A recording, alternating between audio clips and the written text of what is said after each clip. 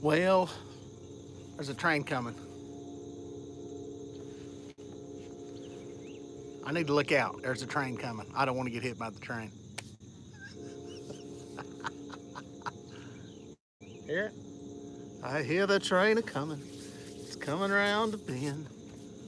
Morning, catfish people. I hope everybody's doing good. I hope somebody's out of bed. I just realized it's kind of early. Train's still coming. What's up, Logan? I can halfway see. The sun's not up yet, so I can actually see some of the stuff in the feed. Uh, I'm fishing, if you hadn't figured that out yet. Anchored up, trying to catch a few catfish. Was supposed to go deer hunting today. If you watched my little live deal I did quickly yesterday, I was supposed to take my son deer hunting for Youth Day today in South Carolina. And he's been sick and not doing too well. Just got some kind of stomach thing. Been dehydrated, just kind of recovering from it. And he asked me last night if, he said, how bad do you want to go? And I said, son, I don't really care. I said, why? And he said, it's supposed to be really hot tomorrow. I said, yeah, it's going to be 82 degrees by 10 a.m. So he said, I don't know if I want to go sit in the heat. So I said, hey, you ain't breaking my heart. I said, you need to recover, get some fluid in you. So anyway, he decided to stay home. There is and I decided to come fishing. He just wanted to get some rest, and I understand that. And so get him recovered and back up to speed. There is all kinds of stuff going on this morning to tell you about. There's a fishing tournament on Lake Wylie this morning, the lake I'm fishing. And by the time we decided not to go hunting this morning, I didn't really have time to get all this bait tank off of the boat, get the live well on here, all that stuff. And plus I didn't have a partner, and you really need two people in case you catch two blues on this lake because of the 32-inch rule. So I said, you know what? I said, I'm gonna get up and go fishing tomorrow. I'm gonna have my own private tournament. I'm gonna go fish for tournament fish like I'm in the tournament and see how I do. I'm just trying to get two big fish, two fish weigh in. It's the Southeastern Catfish Club. And I'm sure some of the guys are sitting on the boat right now watching this, probably bored, anchored up at their first spot, waiting for a fish.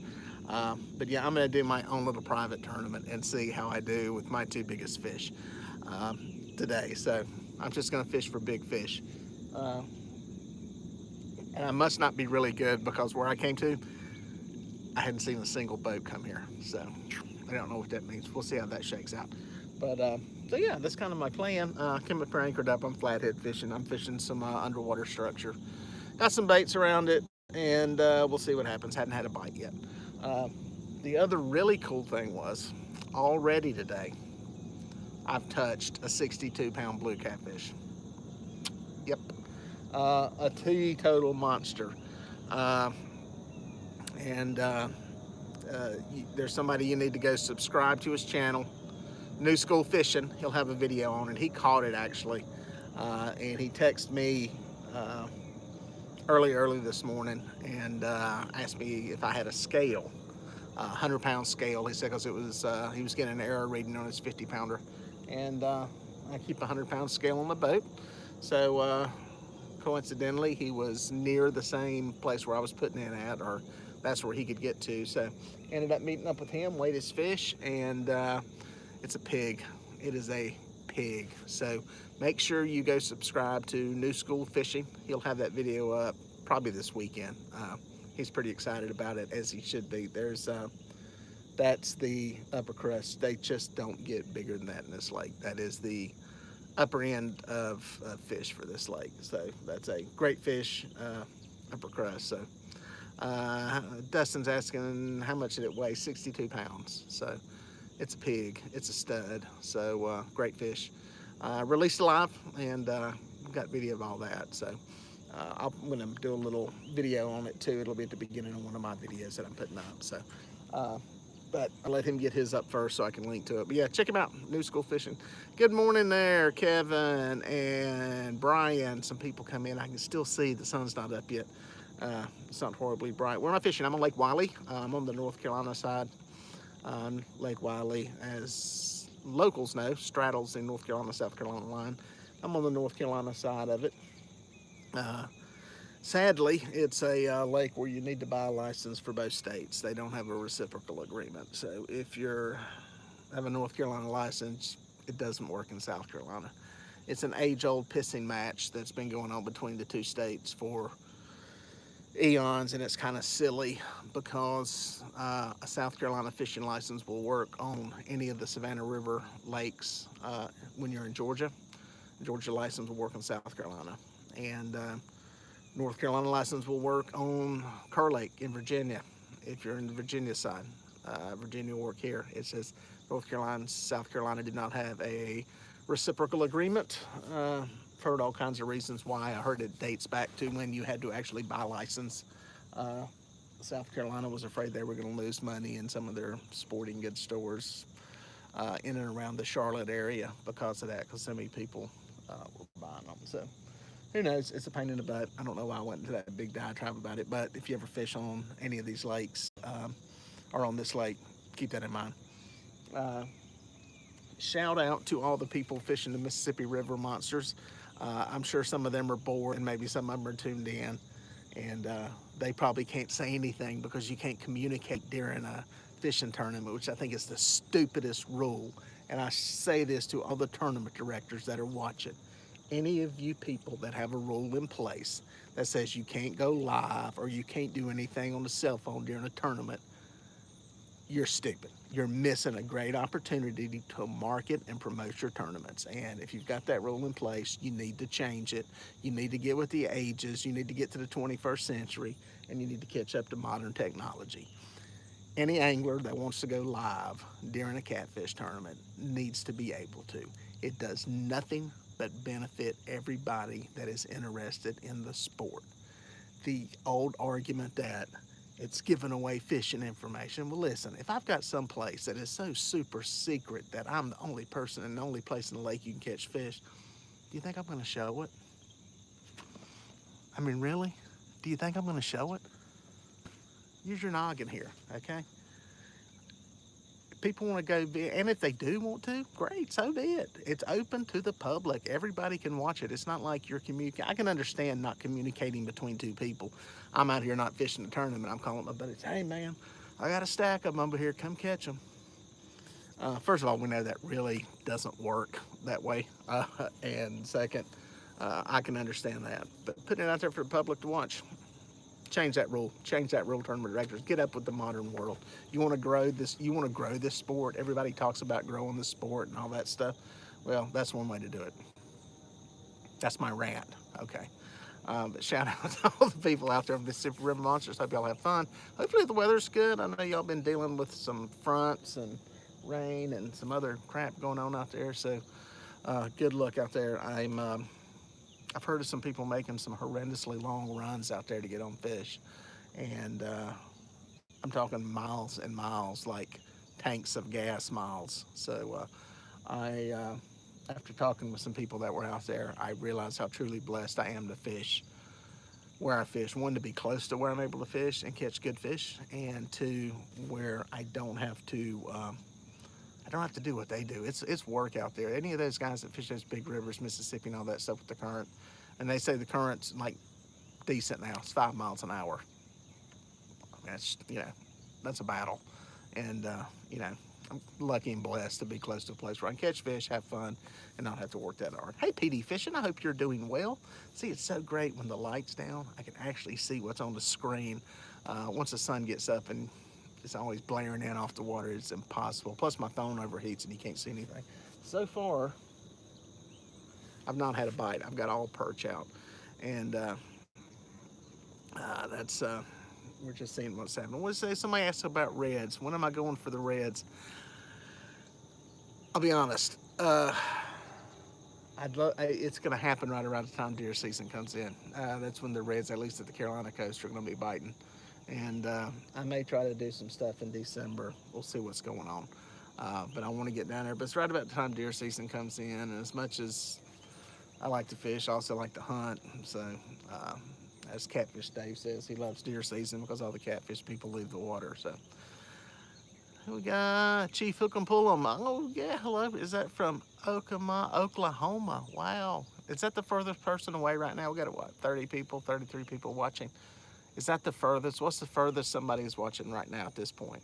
We got Oklahoma in there. That's a long way. Um, that's a long way. That's a long way. Are you in good deer country in Oklahoma? There's like part of it that's good and then a part of it that's like plains. Ohio, I think Oklahoma beats you. I guess it depends on part of. I guess can you go real far north? I guess you could go real far north and maybe come close. Ooh, Texas, Poteet, Texas. I think Texas may beat Oklahoma. Well, it depends what part of Texas. Y'all gonna have to argue this out. Somebody's gonna think, oh, I got a couple from Texas in there. Very cool. South Dakota's a pretty good hump. That may be another one too. How did they get him a luggage scale off of eBay? Yeah, somebody just said something about New School's Big Fish this morning.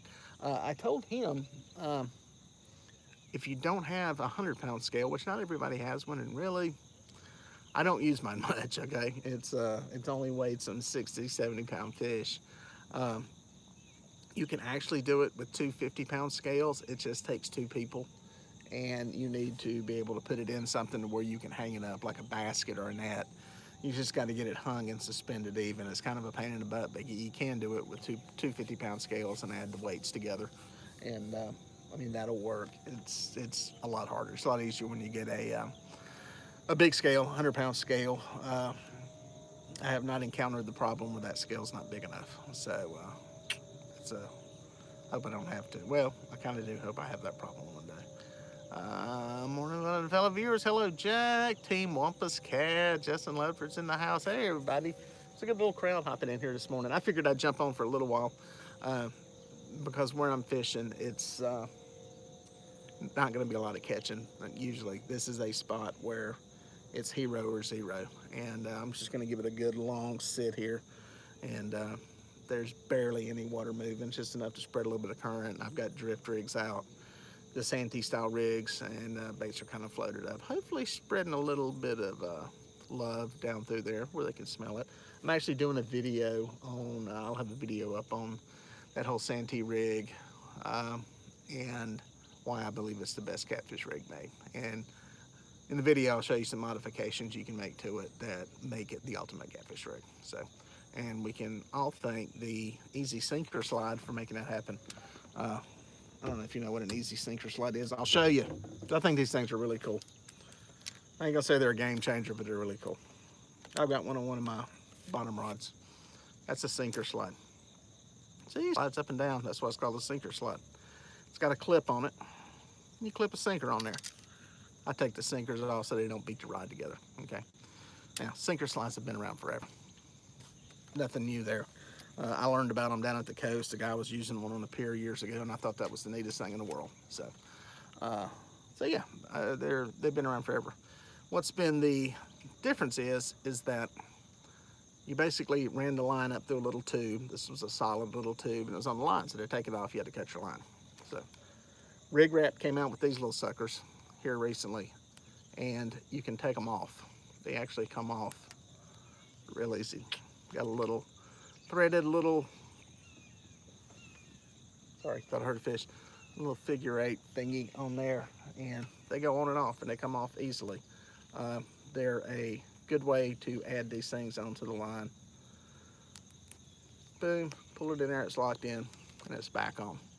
So it's a very cool way to turn a Santee style drift rig into a Carolina style rig real quickly using these things. I do not use them on my drift rigs. Show you one more time there. Boom, it's off. It's really that simple. I think my 4-year-old could probably figure out how to do this. Boom, it's back on. And I run it with a little bead up near the swivel. You've got a little opening in here where the line goes in. And if you're using a swivel, if you don't put that bead on there, it can get caught onto the swivel. So somebody said a message here. Baitcaster figuring out how to cast it without nesting it and trying to figure out the mechanical braking system. Cool, Matthew. I will look for that message. What I tell people to do on that is get your weight and your rig and everything together on there, whatever weight you got. This one doesn't have any weight, so it's not going to work real well. Let's see if I got a weight. I'll show you this real quick on here. It'll be school. Let me get a weight.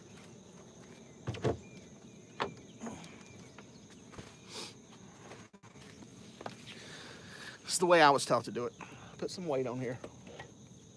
Probably catch a fish while I'm doing this. The weight has nothing to do with it except that you need to have some kind of weight on here to show you how this works.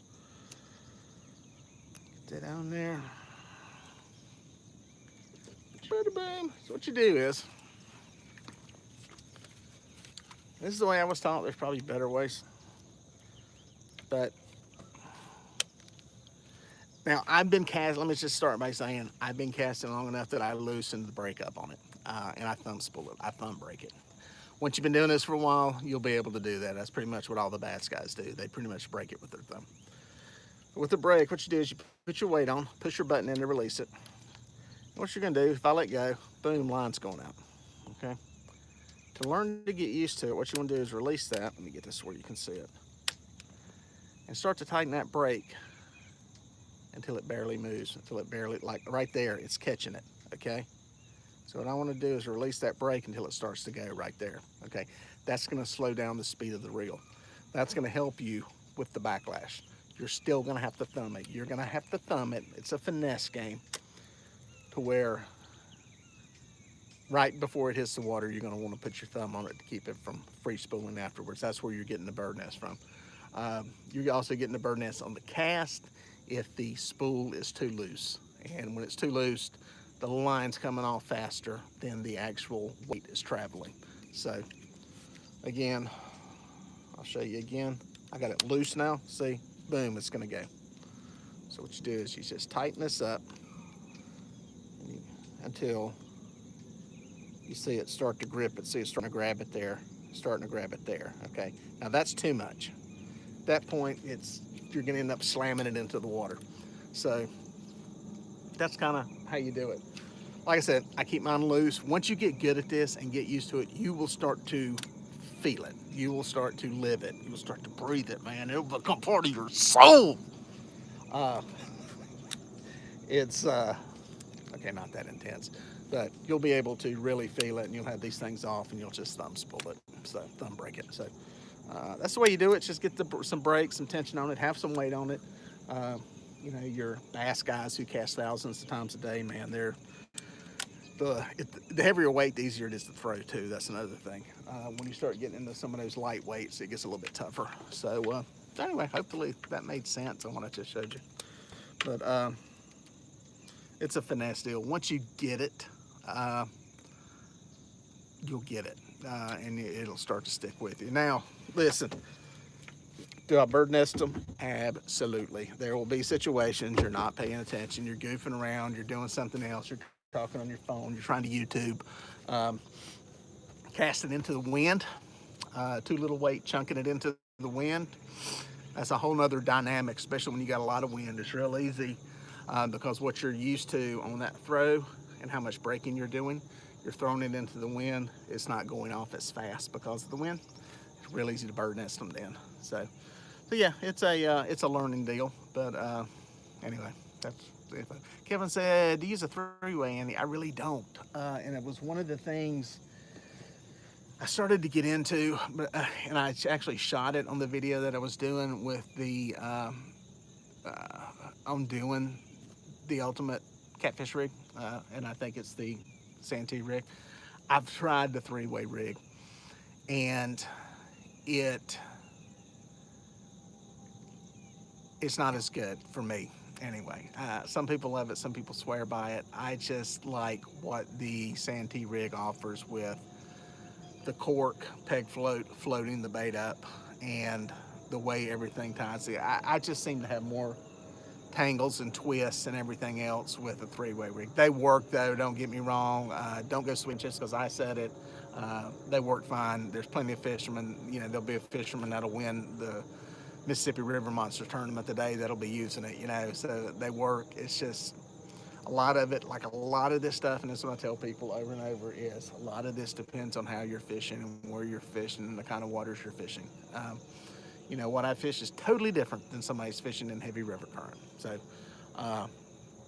So there's not a lot of like really tackle stuff comparing the two. I'm not the guy for a bunch of swift water, river fishing. That's not me. That's not my wheelhouse. Not even comfortable doing it. But for reservoirs, lakes, small rivers, that kind of stuff, uh, those are the systems that I like. And adding that sinker slide to it, to that Santee rig, I think helps with using it when you're anchored up. If you want something, some people don't want any resistance, and that gives you that, to where fish can take it and run with it. I'm not a big person with fish running with stuff because I was just always brought up and taught you want that fish to take the bait into their mouth, and then you want the hook set. The more I feel that a fish has a chance to run off with stuff, the more they have a chance to go, something ain't right, and they spit it, eject it back out. So I like resistance fairly early on in the fight. So I've lost more fish, flathead fishing, bank fishing, anchored off the bank, casting upon the bank, that run back out with it in their mouth, and they drop it somewhere along the way. So I like that hook set in there pretty quickly. Man, that was a whole lot of rambling. I feel like Richard Jean, the fishing machine. Let's see what we got in here. Location, location, location. That's what fishing's all about. Thanks, man. I thought there might have been another question. Why don't I have skipjack in South Carolina waters? Good question, Dave. I thought I seen that. They're not an indigenous fish. Sorry about that. Catching a fish. I can't show you where it's at. They're just not an indigenous fish to these waters. We have river herring in the lower part. Supposedly they're supposed to be in the watery, and they're putting in something about the relicensing with the power plant. They're actually going to truck them around the dam. And I swear to God, this is true, people. Okay, this is government bureaucracy, corporations, and tree huggers come together. This is what happens. The government says to a power plant, we're not going to let you relicense so that you can make power on these lakes that you built 100 years ago until you take the river herring that come up the river to your dam and put them in a truck and take them around the dam and put them in the river above it. Play that back. That is true, what I just said. I swear. Part of their relicensing agreement was that the tree huggers, which are good people, they're for the betterment of the fish. I just use that term to distinctly separate the three categories. Says to the government they need to let the fish go past the dam. And the government says, we're going to have a busing program to bus them around the dam. Brilliance. Anyway, it's so they can go 30 miles further up the river. Yeah. It's good for our environment, I guess. I said a long time ago at a wildlife commission meeting when they were talking about the blue catfish and the flathead being an invasive species. I said to them, the biggest invasive species is a concrete dam. And didn't get much argument out of that. Once you put a dam on a river system, it changes everything forever. And you can try to make it the way it used to, but it'll never be that way. But anyway, that's a big off the topic on why we don't have river herring, why we don't have skipjack, but we just don't have them. Technically, in South Carolina, at least up until last year, before last, it was illegal to fish with them if you went by what the law said. And their law, while well-intentioned, is written wrong, or written incorrectly. The way the law was written, it says it's illegal to use any fish that is not established or indigenous to the waters. So basically you couldn't use skipjack in Lake Wylie because they're not there.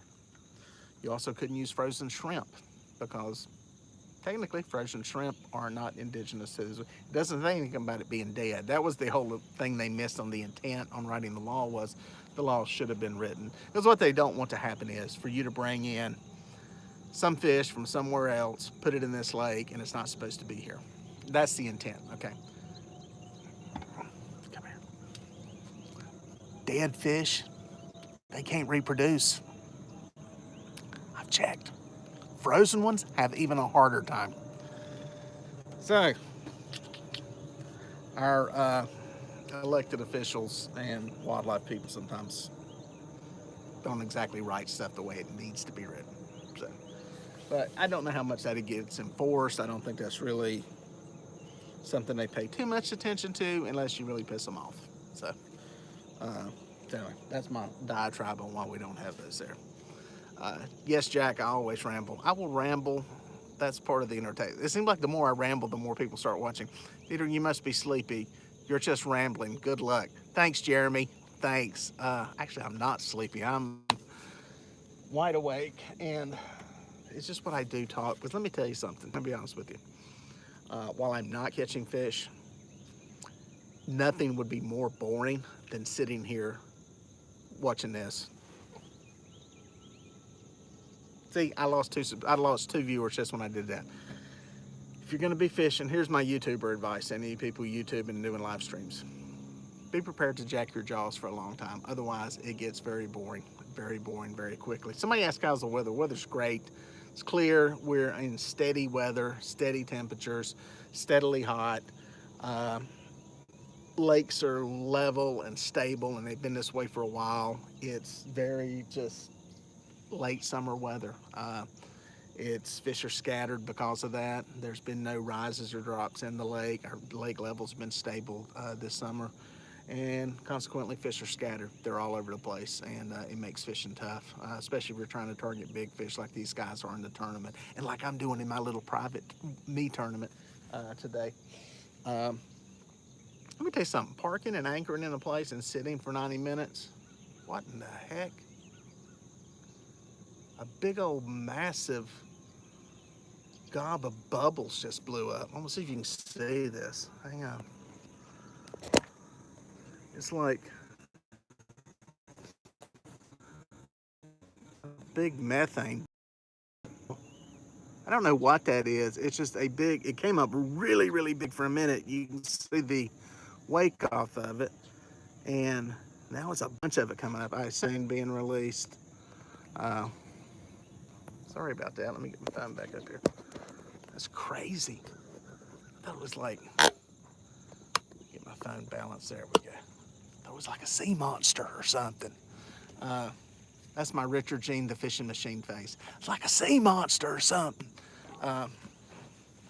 Anyway, what happens up here, in all seriousness, with the bubbles, you'll see it during different times of the day, is there's a lot of decaying biomass on the bottom of this lake. Leaves, crickstures, that kind of stuff. And it forms a layer of leaves and stuff down there, and there's a bunch of, apparently, I guess, some gases that build up. I've heard it's methane and some other little gases that kind of bubble up from this decomposition that takes place, and some of the stuff underneath the surface of all of it. If you do your hands like that, it distracts people from what's actually being said. I learned this from a congressman. Anyway, I'm going to do a video here in Lake Cumberland. Lake Cumberland is, oh, that's the one in Tennessee, right? Is that the one up on the Kentucky border with all the big stripers? I think that's Cumberland. Anyway, somebody asked how big the boat is. I got a 19-footer. It's not really big. It's a Carolina Skiff 198 DLV. Sorry, not blocking you out. It's a nice little boat. It's a big deck in the front, trolling motor, center console, obviously. But boom, boom, rods in the back. Monster rod holders, make America great again, make fishing great again, red, white. Let's see if she reconnects. Are we back? Yeah, note to self, don't put the phone down low because it loses signal. Don't do that again. Note to self. So, where were we? So that's the boat. It's a 198 DLV, 19 feet. So not huge, plenty of room for me, a couple people to fish out of. It's not a super monster. So, what was that? Yep, Chris Hovis with the Shad Shack. Yeah, it's a cool tank that's a 50, let me get that twisted there. That's a 50 gallon. It's big. I'm probably going to end up putting a 30 gallon on here and using that as a, get that thing level. Being a camera guy, it has to be level. Use that with a transport tank. It works really well. I put it through the paces this summer in the heat, and when I did my Tennessee trip, I ran it through there. Remind me of the question, why not a John boat? And I'll come back to that. I carried some bait, and yeah, 3 days. I do a water swap when it's this hot. When you start getting into the 90s, you need to do about a 50% water swap every day. Ran the filtration. I don't run it continuously. I run it part of the time, but I always have a bubbler in there. And when I park the boat where I stay out there, I run the bubbler continuously and turn the filtration on and off for a little bit. What I would ideally do, I think, is to have a timer on the thing. I've got all kinds of ideas for like the ultimate bait tank, and I've talked to Chris about it at Shad Shack, and we've figured out that if we put everything I want on there, it's going to cost about $1,200. So it's I'd love to have one, ideally, for especially guys that travel and fish and take bait with them, to where when you get somewhere, it would have another pump that you could run AC powered, so that you don't have to deal with an inverter and all that kind of stuff, so that you could run it AC powered, run like a pond pump type deal on it to circulate stuff. But you end up going to a 50-gallon footprint to get a 30-gallon tank because of the extra pumps and everything you have to put into it. So yeah, I've got all kinds of grand ideas. I just don't have the paycheck to pay for it. So somebody asked about a John boat. The reason I don't fish John boats is let me start with several of them. One, the amount of room. The sides aren't high enough, and they sink like a rock when they get water in them. So in a nutshell, safety's the biggest thing. I'm not a big fan of them from the safety end of it. Just as far as I don't like low sides on a boat. I like something a little bit higher. That's not just for me, but for, if you have other people on the boat, you have kids in the boat. Some John boats, you can get flotation in the floor. And, those are basically the, sea arcs and some other ones that they basically tried to modify to make them into a catfish striper boat. That helps, but that's the thing with those metal boats, man. When they start to go down, they go down. And I know people that have sunk them, the sea arcs and everything. And they've got a low transom on them. If you get into anything rougher kind of water, it's easy to take water on. One wave never sinks a boat. It's the second and third waves that, because the boats just tuck on 800 pounds of water in one wave and the boat's sitting 5 inches lower, it's the second and third waves that end up sinking. And it happens quick. There's a couple of videos online of some boats where people had GoPros rolling, how quickly, once you get one wave in the boat, how quickly a boat goes down. And it's pretty quick. And that's why I'm not a big fan of the John boats. I don't fish in horribly swift, bad water, but I get in some times where I'm in some snotty conditions out there fishing and drifting, trolling, and a John boat is not my choice for it. Just not. They're also fairly light, and they kind of beat the crap out of you. This one, I can't say too much. This 198 DLV is not a deep V hole by any means, and it's a rougher ride than a regular fiberglass boat with a a steeper V in it. But that's kind of my synopsis on why I didn't go with the John boat. I looked at sea arcs before I got this one, and just wasn't super duper happy with them. I think if I was going to go with a metal boat, it would be a Lund. I looked at one yesterday. Oh my God. Oh, lust for this boat. It's Sparky. He may be watching this right now. Hey Sparky, if you are, make sure you put a lock on the hitch of your boat, because one day I might come get it. He's got a Lund Grand Baron, the ultimate fishing boat for freshwater. Well, I say the ultimate. There's some other ones. There's some of those Western river boats that like Steve Douglas has and stuff, but a Lund, as far as something that's a name somebody's gonna know, great boat. that is a fishing machine. It's a design for fishing. It's great for this type of fishing, fishing for catfish, great for fishing for stripers. You can even go run out in the ocean with it. So it's a great platform, great fishing platform. I looked at the one Zach Royce has. I've seen some pictures of it. I've seen the one that he has. I'm not a big fan of that big, massive deck that's on the back of it. It looks like everything's cool about that boat except for this big deck that's probably twice as big as the deck on the back of my boat. I don't mind having a little bit of room. I actually like a little bit of a deck in the back. It gives you a working area, a working space to deal with stuff, cut up bait, all that kind of stuff. But his has this big, massive deck, and I'm not a big fan of myself, or if you're guiding and you have a guide party member that has to step up onto that deck. It's just there's very little restriction there. And Steve Douglas's looks like a really nice boat. I would probably have to buy a big truck to buy it. So those are my picks as far as metal boats go. If I was going to get a metal boat, if poof, I could have one, it would be a Lund. That seems to be the ultimate fishing machine. If there's any little comments in here. Need walls to keep them. Sorry, healthy people need walls to keep them in. How do you need walls to keep them in the boat? How do you need people to I love my John Bosun's feelings. It does feel unsafe sometimes. Yeah, and it's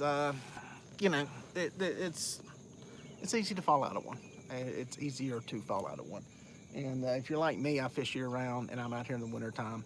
And the other thing is stuff's it's bad enough in this boat because it has flotation in the floor of it. That flotation acts as insulation, so maybe a John boat wouldn't freeze up as much. I don't know. This floor will freeze up in this boat when it's like 22 degrees out here because there's insulation from the warm water. I don't know if that happens on the John boat or not. Maybe it does because their floors are actually elevated up off the bottom. So, but yeah, it's just the metal. You're out there, you get a little bit of ice sliding around. It's just, I like the safety of it, and that's why I hadn't went with them. So, Chicagoland. Good morning from Chicagoland. I was there for the race this year earlier. Was up there working a race in Chicago. We went to, gosh, what's the name of the place in Chicago to get one of those like cheese, not a cheesesteak, because that's a Philly thing. It's like this beef thing with peppers and onions and a bunch of stuff on it that they're kind of like famous for. And they'll even dip it in a bunch of like au jus or something.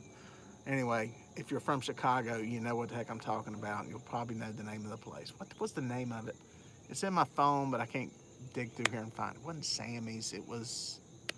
Anyway, you'll know what I'm talking about. I had one of those sandwiches. It was really good. Seeing what other kind of questions. Stromboli. Not really a Stromboli. Thanks, Catfish, like you know anything. Catfish, are you fishing? I see Catfish Clothing is in here. Catfish Clothing. There you go. If you want any Catfish Clothing, go to my website, Dieter Melhorn Fishing. Click on the Catfish Clothing icon. It'll take you to all their stuff there, and you can find it at DieterMelhornFishing.com. Anyway, Catfish, are you fishing the Mississippi River Monsters tournament? I know some people out there maybe tuned in and watching, and wish all you guys luck. If you are fishing it, be safe out there. Give us a weather report too, Catfish Clothing, from out there at the Mississippi River Monsters in Memphis on how exactly the weather's doing out there. I think y'all were having some snotty weather. Have I caught a fish back here yet? No, not even a bite. With Size Matters. Oh, you're fishing with Size Matters. Very cool, Chad. Very cool. Awesome. I'm glad he got somebody on the boat. I wanted to get out there, but I've got to work the Panthers game, opening season game nowhere here in town, so I was not able to go out there. I had a good opportunity to go fish some out there. It would have been cool. I've always wanted to fish out there and just see the place. So good luck to you guys. I hope you put some fish in the boat. I hope you did not have to get up at 3 o'clock this morning to go launch. So anyway. What is your favorite go-to spot fishing? Well, my boyfriend and I go in there, but we barely catch anything. Are there any recommendations? Hey, Tasha. I'm going to be honest with you. If you watch any of my videos, I fish all over this lake. No, there's not any go-to place to catch fish, especially right now. I don't really have... All of these places that I fish, there are some places that I fish repeatedly, and it's not so much that I catch fish every time. It's that a lot of times it's easy to set up on them. It may be that you're able to anchor in 4 feet of water and fish 30 feet of water right nearby. So anchoring obviously in those situations makes it easy. A lot of places I fish because of what the wind is doing and how it makes drifting that area easier. So no, there's not really, there are fish from dam to dam, as I tell people on this lake. And especially right now, fish are so scattered, there is no go-to place. You know, where I'm at right now, it's feast or famine. I can sit here, I've come here before, I've caught good fish. You know, 8 out of 10 times you won't catch a fish here.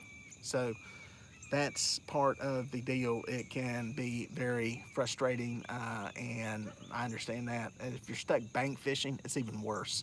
Uh, you know, if you're in a boat, at least you can go move and change stuff around. It's hard to have access to good water, and a lot of good water fishing from the bank, and I understand that. That's why I respect bank fishermen so much. But yeah, there's no real go-to places. Right now, if you're struggling to catch fish, you're not alone, to be perfectly honest. There's a bunch of tournament guys that were pre-fishing for this tournament this weekend. Started middle of the week getting their butts kicked. At least they say that, but I believe it. Last week, I was catching a lot of fish, a lot of good fish, a lot of tournament-sized fish. Stuff started to change this week a little bit. I think some of that may be a time of day to bite too. You get into those cycles when you start getting bright moons and stuff like that that may affect the time fish are feeding. And that all just seems to change a little bit later and a little bit later every day. So yeah, there's no go-to places. I mean, there's no, God, you're gonna catch them there every time. You know, there's fish from literally dam to dam on this lake. And there are times when you can go into the back of a creek near one of the bridges that you drive across and load up and catch a lot of fish and catch monster fish. And then there's other times you can go there and you're not going to catch them. It's not always seasonal. You know, sometimes think, well, maybe they're just there in the spring or whatever. Sometimes that's the case, but a lot of it has to do with what the bait's doing, how the bait's moving, and you know, some of it's temperature. But like I tell people, water temperature is kind of important, but the most important thing to a fish is oxygen. If they don't have oxygen, nothing else matters. Nothing else matters. Next, they need food, and then they need comfort. So if it's 82, 85, you know, it's not going to kill them, is what I'm getting at. As long as it's got oxygen in it, they can swim in it.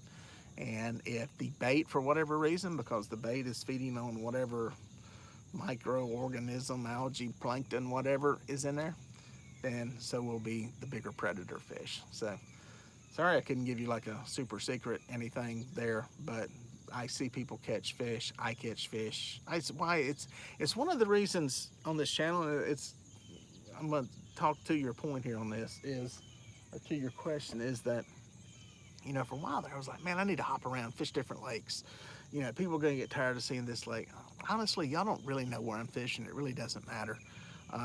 Spreading the information and educating, and the point of all this stuff is that this lake, I can do a lot of different stuff and catch fish and try a lot of different stuff because it's very diverse and there's fish all over it. So I don't really have to go to a different lake to do it. Sometimes I do that just for a change of scenery, but you know, where I'm at now, I haven't fished up here in a couple months. Where I fished at yesterday, I hadn't been there since July. You know, there's some stuff on the north end of this lake I hadn't been to in several months. So there's fish all over, dam to dam, literally. And it's just a matter, a lot of times, of parking in the right place, being in the right place. The other thing is patience. You know, sometimes, you know, like I said, if you're stuck bank fishing and all you have is access to one of the public access areas around here, some are good, some are bad.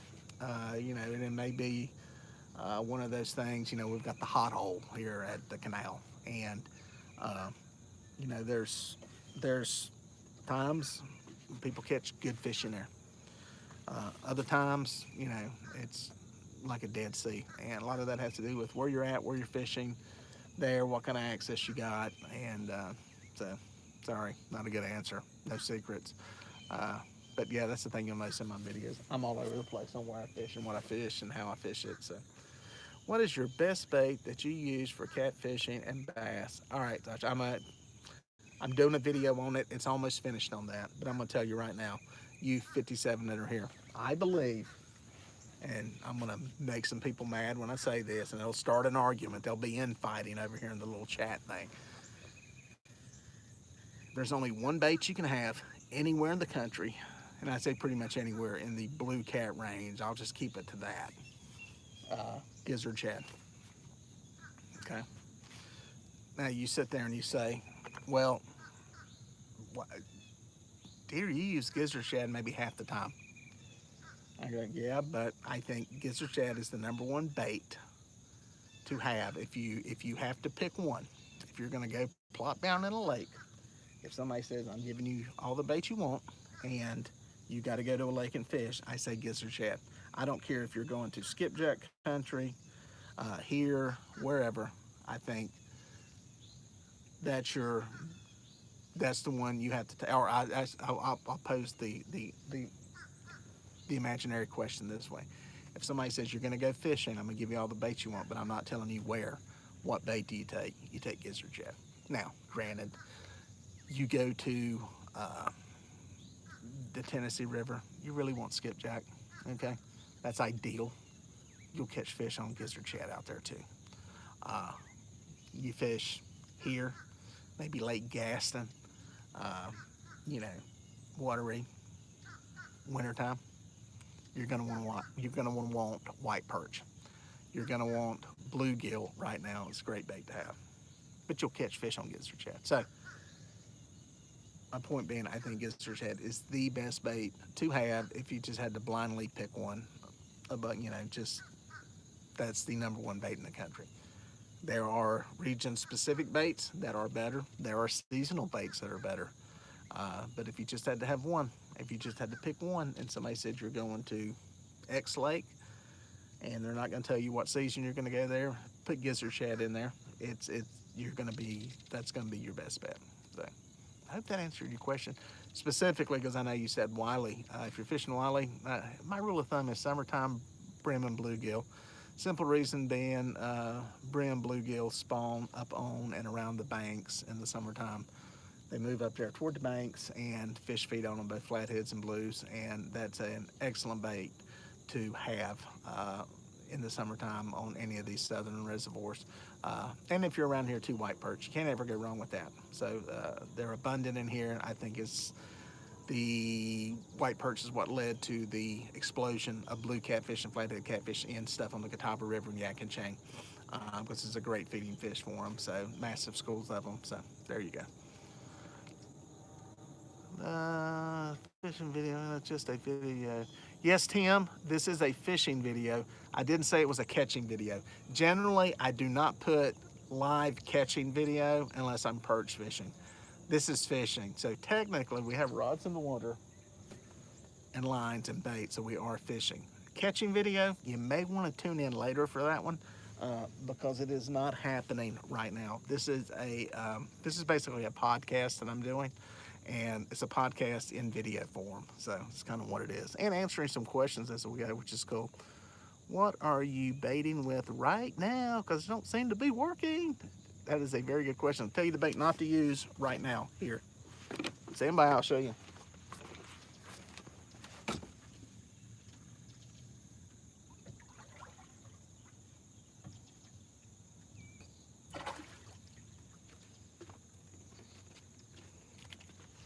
There they are, white perch.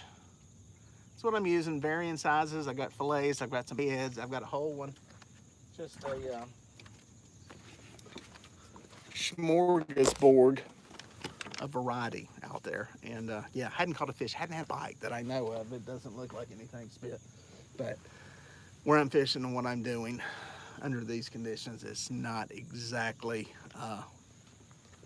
it's not unexpected is the best way to put it. With the way things are going right now on this lake, there's a lot of plankton blossoming up, and it's, I think, the most effective way to catch fish right now is to drift and drag. If I was doing a catching video, that's what I would be doing. But even that, I'm not seeing a lot of fish getting caught. So not a lot of fish get caught. I'm not seeing a lot of fish caught. Oh, I got a little sticker on my arm that my little girl put on there yesterday. It's still there. It's the good luck kitty. So yeah, that's the best way to catch fish right now. The only reason I'm anchoring and doing what I'm doing today is, one, so I can talk to you guys because I love you. And the second reason, The more honest reason is I'm trying to catch 2 big fish. This is my make-believe pretend tournament, and I'm trying to catch 2 fish. So you think one day my boyfriend and I can go fishing with you? We are always at Lake Wylie or Moss. Perhaps so, Shasha. Stay in touch. Y'all message me or whatever. Like I said, you can go to my website, Dieter Melhorn Fishing, and you can email me and stuff on there. So yeah, reach out to me on there, and I'm gonna try to do some stuff here with, taking some YouTubers and stuff like that, and do some little videos and stuff. So yeah, stay in touch, and we'll see what happens. It's the biggest thing with me is what always gets me is that uh, a lot of times I get spur of the moment. It's very hard for me to plan something out, and I'm just real bad to just go, oh, I'm going fishing, or oops, I changed my mind. So what is that? I think it's a kayak coming down the lake. I do sell these shirts. I've got some of them. I used to have a little store on my website, but it was kind of a pain in the butt. If you go to my website, DieterMelhornFishing.com, just email me on there, and I can send you, tell me what you want to get, and I can email you a PayPal invoice and get one out to you. What kind of boat are you in? I am in a 198 DLV. It's actually a boat with a motor. It is a Carolina skiff. It's their semi V-hull.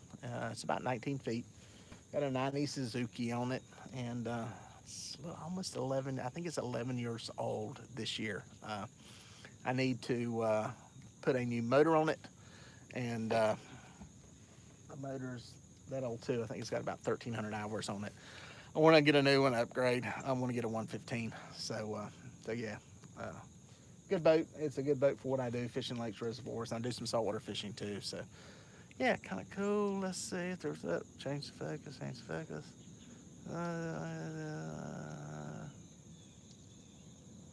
I was just trying to scroll.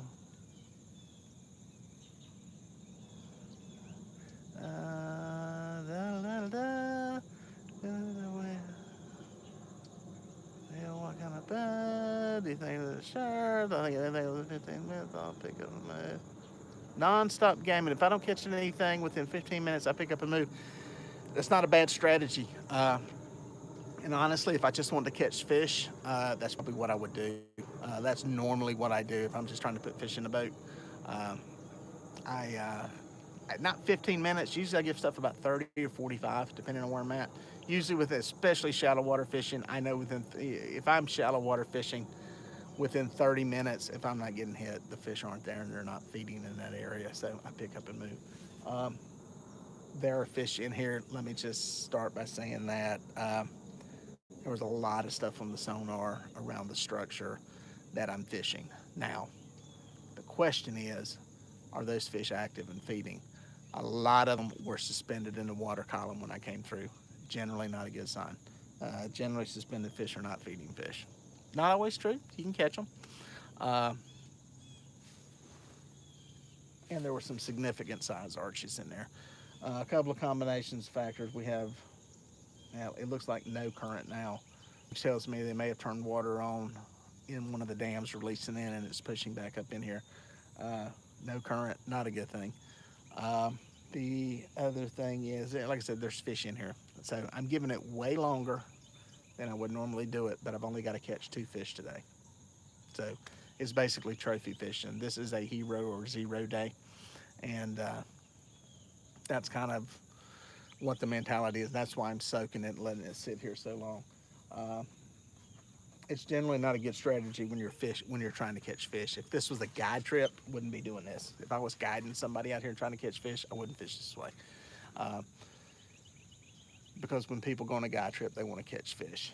And this is not the way to do it. You know what I'm going to do? Let me try something here. God, I don't want to put that phone right there. I'm still here. I'm still here. I still love you. I'm going to try to put the phone here so I'm not looking into the sun. I don't know if I'll lose signal right here. Let's see. I don't like that shot. I really don't want my phone clipped. I really don't want my phone clipped onto hanging off the edge of the boat. Stand by.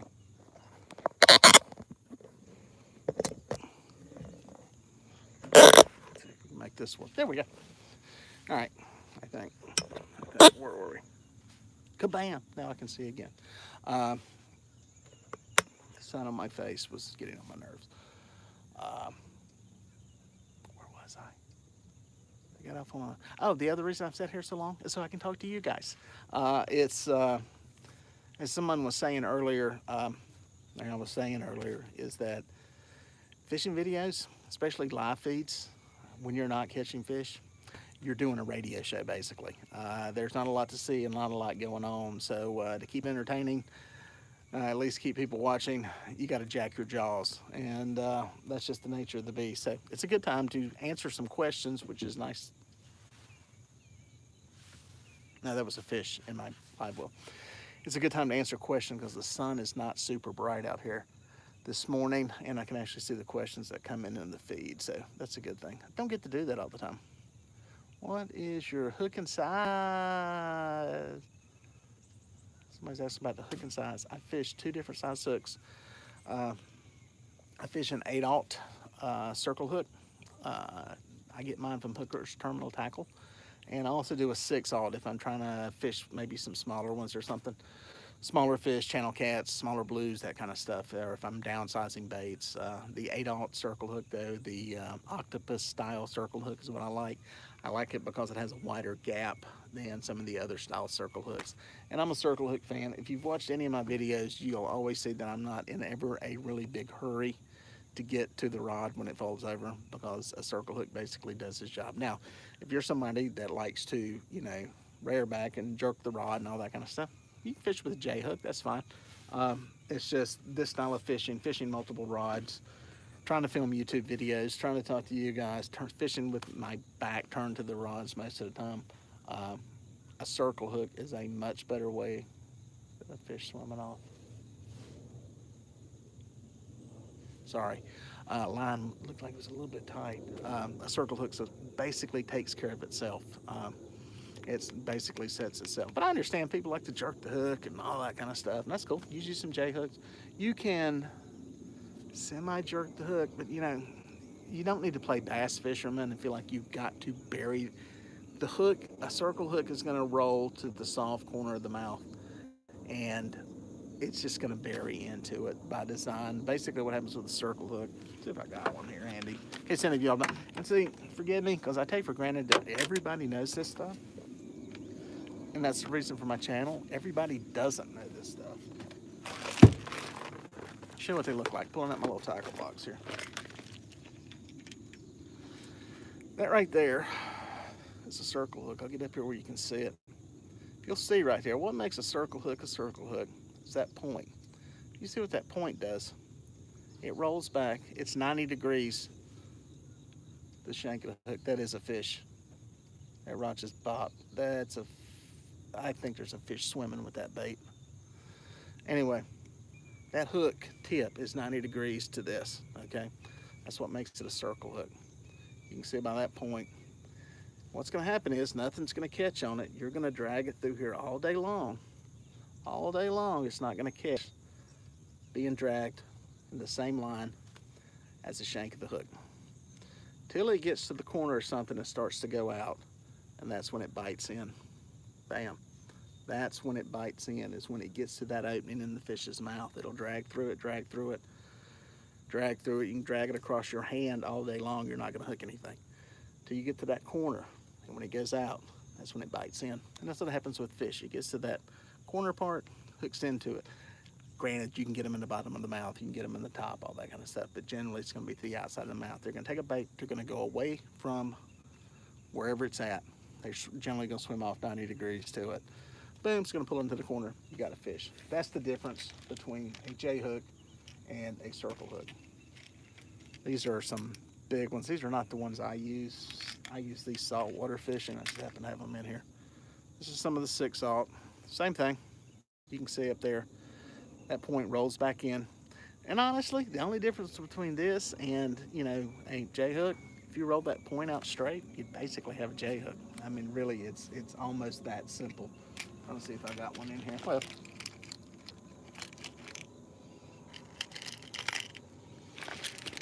here's a jig head. Jig head's got one on it. That's just a J hook. You can see there the point straight. You drag it down your hand, you can see that sticks into my, pulling the skin up. It drags through there, it sticks in. So that's the difference, is that nobody was harmed in doing this, by the way. It's the points. You can see what the actual point part does, the difference in it. So that's why I use them. And you know, some people say, oh, I don't have as good a hookup, blah, blah, blah. Well, one, you need to maintain a tight line. That's, you know, a circle hook works by resistance. It has to have resistance. And, you know, if your lines are not tight and you're fishing really slack stuff, you've got to have some resistance to them. Now, some people say, well, what if I got a slack line and I see it moving, blah, blah, blah. You'll see my videos, reel. Basically, you're going to reel that thing into the corner of its mouth. You can do a jerk on it. You know, the chances are, because of how quick it's going, there's a lot of stuff that can go wrong. You're better off reeling into the corner of the mouth.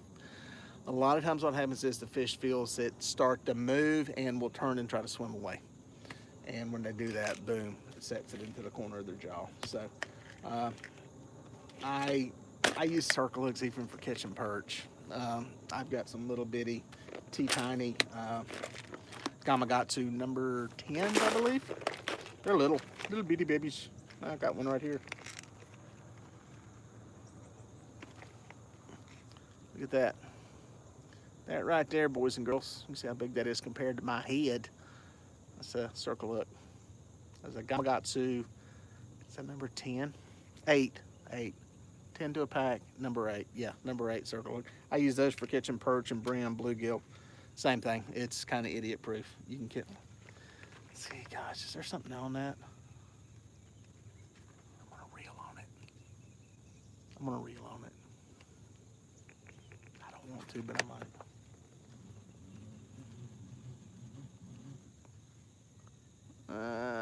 It's into another line, I know that. There's a fish on that, I think. Something's moving. Let me check this. First, let me close this. Guess we can see what's going on. I don't know if there's a fish on here.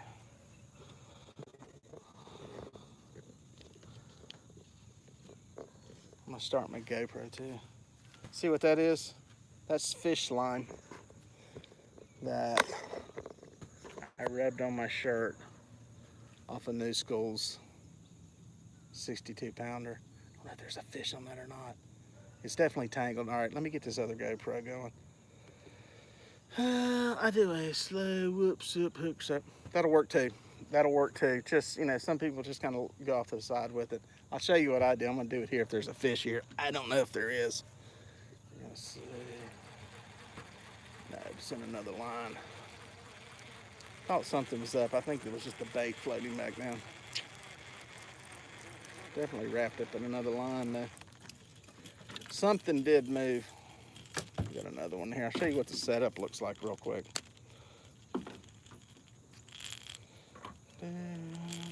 Reset this other one too. Turn that back off. Basically, it's a Santee style rig. If you're wondering what that is,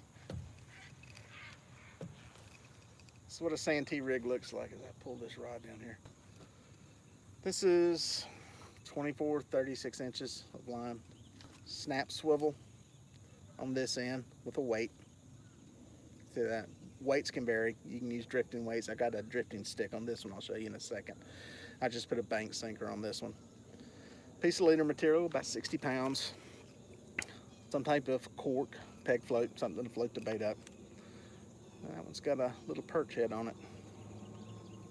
Something been eating in the back of it. That's kind of the system. It will.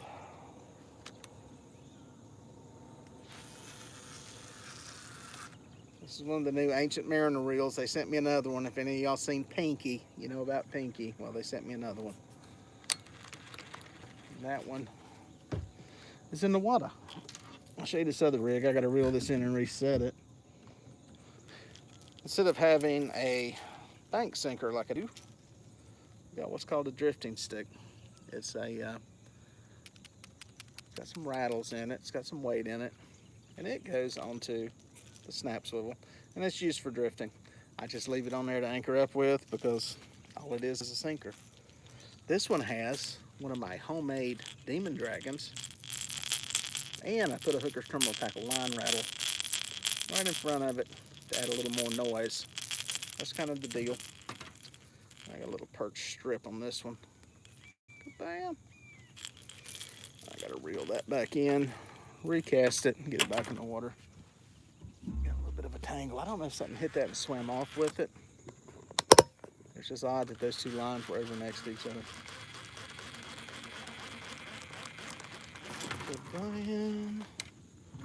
And this, by the way,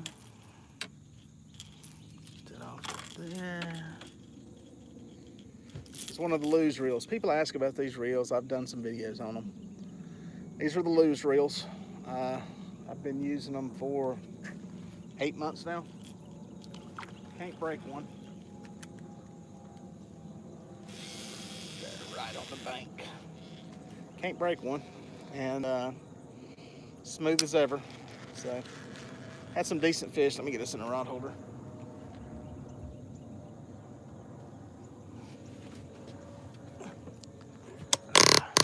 Back down at me. Yeah, had some decent fish on them, and yeah, they worked out pretty good. Somebody said that they bought one and it had some kind of casting issue. It sounded like a whatever that little something was hanging and was messing up the cast on it. So I'm curious. I told them to send the thing back. I hope they take care of them on that thing because yeah, straight out of the box you shouldn't be having issues, but it sounded like the little clutch thing in there was hanging up or something. So anyway, see who all jumped in here. Is New School in here? New School, what's up, pal? I got slime from your fish on here, if you're in here. Let everybody know. I told everybody there's probably some new people in here. Y'all make sure you subscribe to New School Fishing here on YouTube. But you'll get to see where this slime came from. And he's gonna have a cool video of his fish. And I will have a video up after he gets his published. I assume he's gonna get one this weekend. Hopefully he's gonna go home and take a little nap and get everything edited. What kind of camera do you use? I know there's a GoPro. I do use GoPros. Obviously I'm using my cell phone right now, but I've got a GoPro right there that I use. I've also got a chesty cam right here. I put that on, that's for all the reeling shots. And then I've got a Canon 80D on the GorillaPod that I use for, that's basically what I do on my voice tracking and stuff like that on. So it's basically 3 cameras. It's the 3 camera setup. It's, when you do this stuff by yourself, it's a pain in the butt to have that many, but it actually makes the editing process a lot easier as far as just having, you can lay all the stuff into a line and cut back and forth, and it gives some different perspectives and some different footage. It's always nice, you know, it's nice when I film my son because I can actually do the filming, and I think it's an easier way to tell a story, but I have to do this by myself. And I'm not John B, I'm not Blacktip H, I'm none of those channels. I don't have a camera guy here to shoot, so it's just me doing it. So it's just the nature of the beast. I'm happy with that. So we'll see. It works. I'm gonna actually put together a video on how I film these things. I know some people are trying to film their own stuff, and I think that I'm no expert on how to make a channel big, but I really don't think I'm in a niche to have a big channel. Bass fishing is what appeals to the younger demographic, and the younger demographic right now is what feeds YouTube and Facebook. So that younger demographic is more into bass fishing. That is the thing that is quote unquote known, what people see, what they see on TV. So I think those niches are always going to be a lot bigger than catfish, but you know, I'm gonna keep on digging, keep on scratching. Have you fished Russell or Clark Seal? Love Clark Seal. Never fished Russell. Love Clark Seal for stripers. There goes the boat in the background. We wave at them. If they're watching YouTube, they'll see me. Looks like hunters. I think they're duck hunters. They got like camo, not duck hunters, but geese hunters. They got a dog, camo, and one of those little dirt devil devil thingies. And seeing bubbles behind you. Bait fish. No, it's actually methane gas or some kind of gas coming up out of the bottom. What rods am I using? Big Cat Fever. Let the boat die here. Hang on. Big Cat Fever rods. Somebody was asking about that. I've got the white ones are the Big Cat Fever medium action, and then I've got the medium heavy on the black ones. If you're going to buy any, get the white ones, get the medium action. If you're fishing reservoirs, it's all you'll ever need. They work great. There's a couple of little questions chiming in here. Nice bud, my John. Well, what editing software do I use? Final Cut 10. Now that's, I work in the video world, so I have that basically. I have that to have it professionally. My point being is that you can do it in iMovie. I think there's, Movie Maker on a PC. Any of those will work. Honestly, what's funny is you look at some of the bigger, quote unquote, bigger as in subscriber fishing channels, and it's some of the simplest videos put together in the world. And they're, looks like some of them may be cut on people's iPhones. So, if you're trying to cut together and put together videos, don't let the software necessarily keep you from doing it. I use Final Cut. I like Final Cut. I'm trying to add some different stuff. Some stuff with some of the editing. It's just trying to ramp it up a little bit. I don't know if it helps or not. I don't know if people even notice. I don't know if they care, but that's what I'm using. And into the workflow of it, I started out doing everything on iMovie. If you look at any of my early stuff last year when I started the channel, it was all done in iMovie. And so it's they both work, and I think Movie Maker will too. And there's a lot of free stuff out there. I think you can make any of the stuff work if you're dedicated and committed to doing it and learning the software. So let's see what other questions. Good question though. Would the white cat fever rods be good for drifting? Yes, Michael, I use them for drifting. I think the Big Cat Fever, if all I was doing was fishing lakes and reservoirs where I didn't need to chunk a lot of weight and didn't need to fight fish in heavy current, all I would use is Big Cat Fever medium rods, the white ones. I think they're the perfect rod. They're I fished with ugly sticks for years. They're catfish rods. And these are basically a ratcheted up notch above those ugly sticks. Better handles, better seats, better eyes, a little bit better, I say a little bit better, it's a lot better backbone, and they're also a little bit longer. So it's basically like a ugly stick on crack that is just better suited, especially if you get into some bigger fish. It's all I would use fishing lakes and reservoirs where I wasn't dealing with a lot of weight. So hopefully that answers your question. Morning, Peter, morning.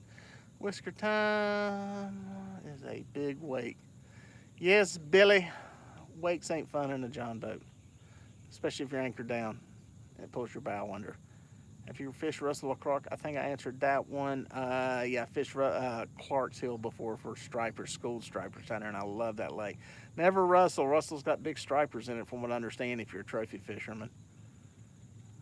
Do you know what brand of 12-foot rods Dave uses? I do not. I'm talking about Catfish Dave.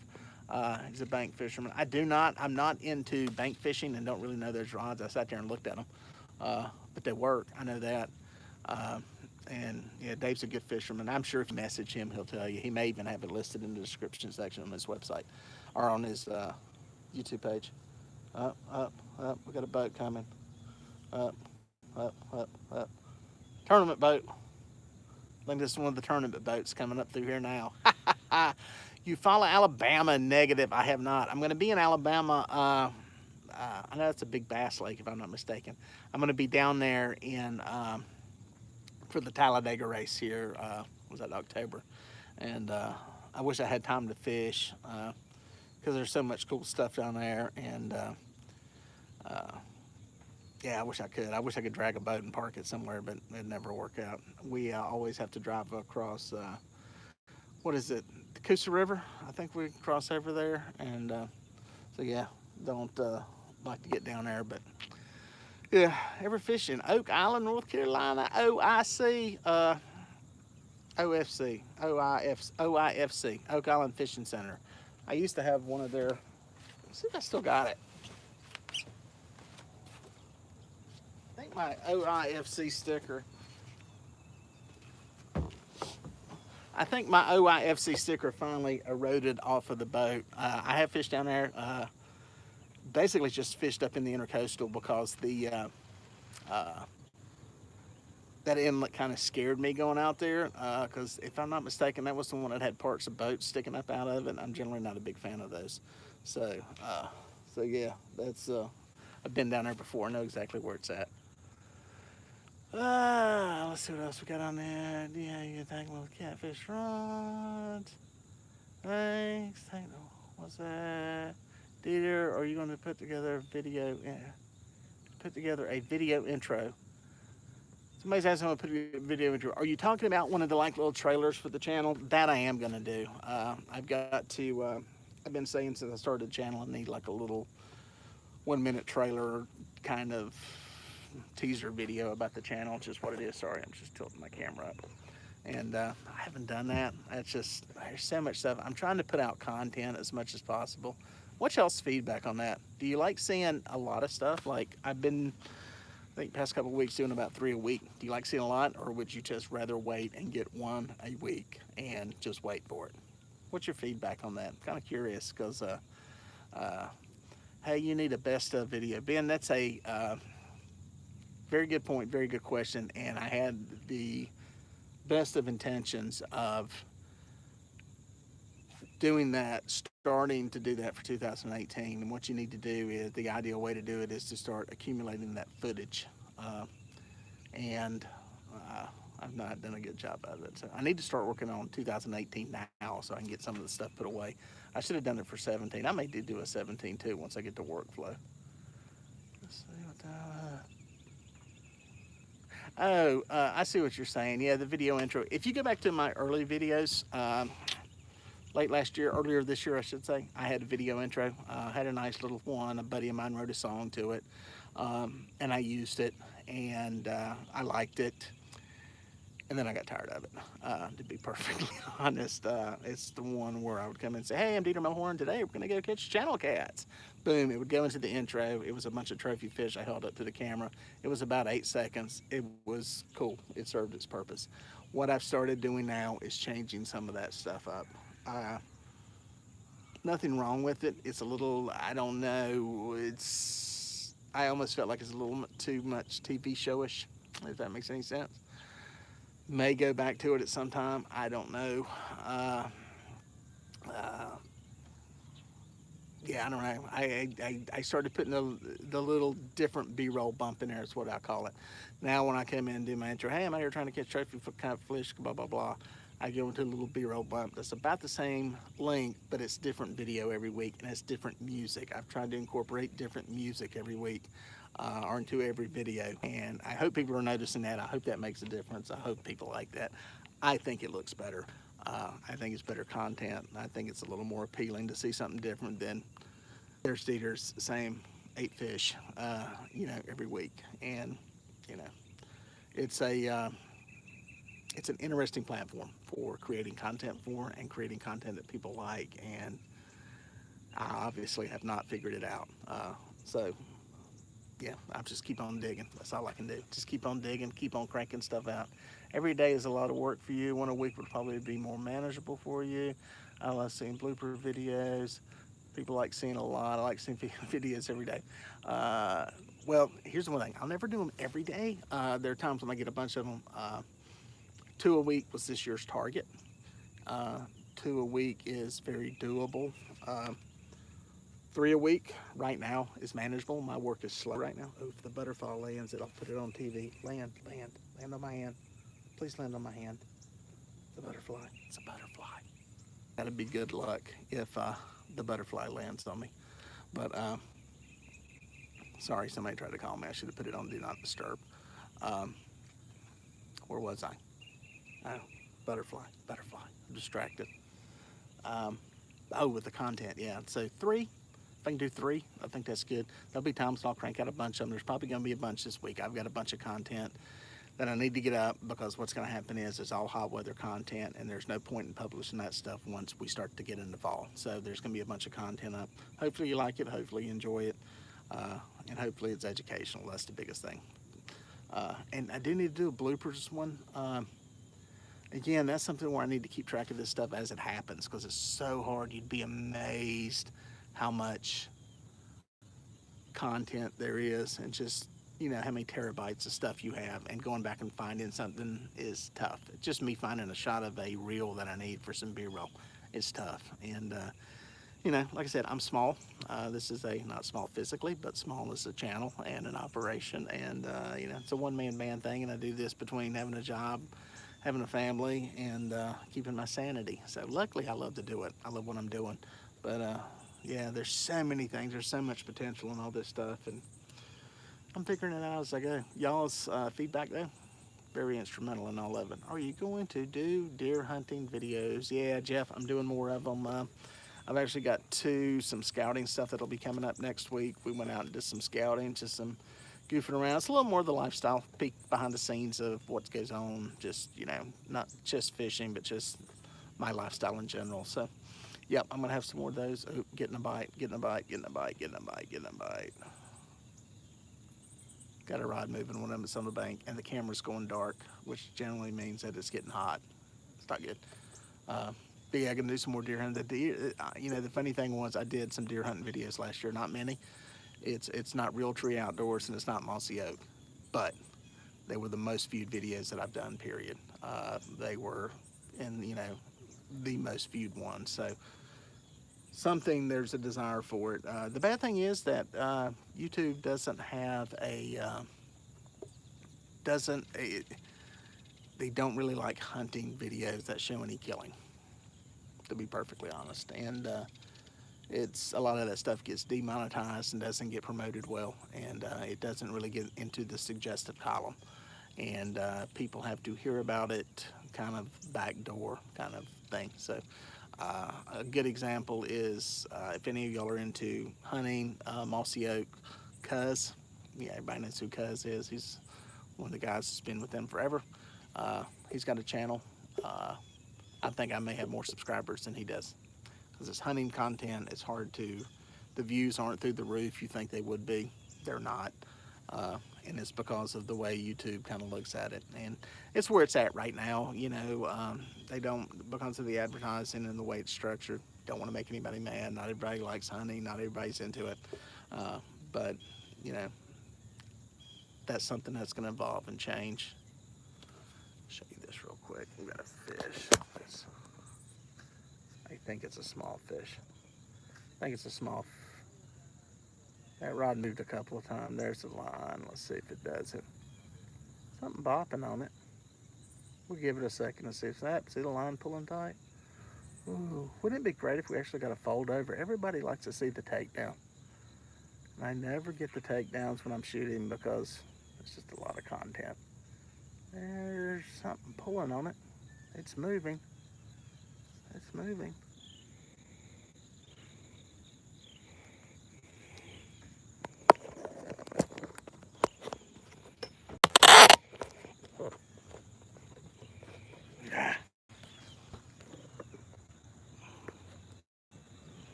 Sorry about that.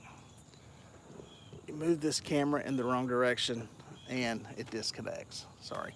All right, let me get down here. Twerking monkey's in the house and is wanting to spin now. That's gonna be a problem. Twerking monkey. That dental name, one of my favorites.